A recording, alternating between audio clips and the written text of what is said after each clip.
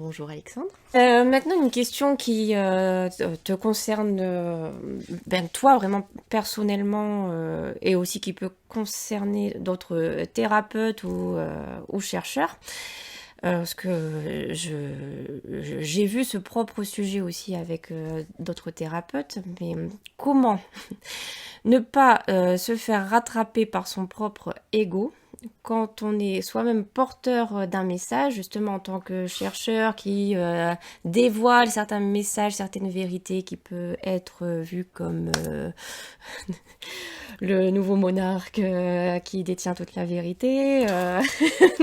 Comment ne pas se faire justement rattraper par cela et rester humble, ancré et correctement positionné. Ben, je pense qu'il y a deux options par rapport à ça. Soit tu es déjà suffisamment au clair avec toi-même et tu ne peux plus tomber dans des pièges aussi grossiers que ça.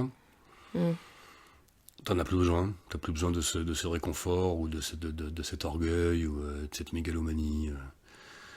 Parce que voilà, t'es passé à autre chose. Soit t'en as encore besoin en fait. T'y es encore sensible.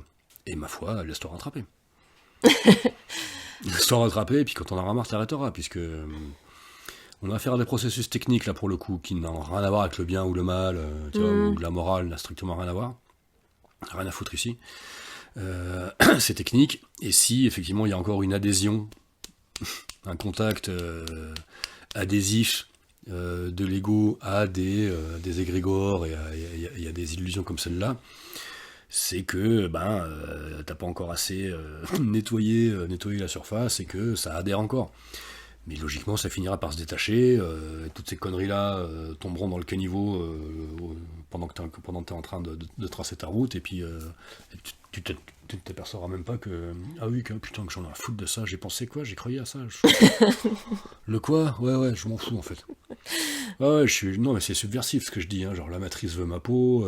Je suis l'objet de l'attaque des magies noires. Waouh! Je suis Néo dans Matrix. Attention, ma vie est un combat. Je suis dans Da Vinci Code pour de vrai. Parce que je suis le seul à dire ça. Tu te rends compte, ils veulent ma peau. Si ça te fait du bien, vas-y, quoi.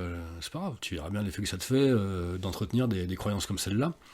Et encore une fois, tu verras bien si ça a tendance à t'avachir ou à te rapetisser, ou si ça a tendance, au contraire, à te faire du bien, à t'ouvrir, à t'élever.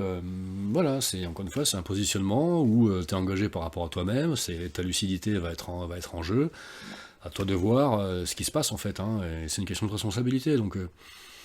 Encore une fois, c'est ni bien ni mal. Ça peut faire partie d'un chemin, d'un parcours, et encore une fois, à titre technique, donc éventuellement nécessaire, mais certainement pas définitif, ça c'est sûr. Par contre, si c'est définitif, ce sera réglé dans un prochain niveau d'existence, si vraiment tu succombes à ça et que tu restes enfermé dans ce rôle pendant toute ta vie. Mais en soi, c'est pas grave, je veux dire. Et voilà, il peut y avoir des pièges effectivement plus ou moins fatals, mais c'est la responsabilité de chacun qui est engagée, je veux dire. Hein, donc il n'y a rien de grave ni de mal là-dedans, c'est tout. C'est comme ça. Oui, ça fait partie d'un process et il n'y a pas à critiquer ou à dire c'est bien, c'est mal, il a tort, il a raison, c'est faux, c'est vrai. Non, il en est là, grand mieux lui fasse. Moi non, je suis ailleurs, je suis autre chose, je continue, je m'en fous, j'en ai pas besoin.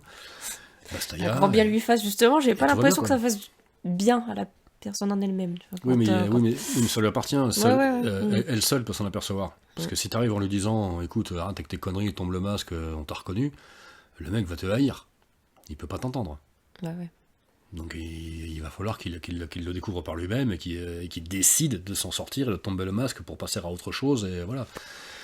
Donc et le seul moyen par rapport à ça, hein, par rapport aux gens qui du coup effectivement peuvent avoir l'occasion de me demander mais comment faire pour réveiller les endormis, tu sais, mais fous-leur la paix en fait.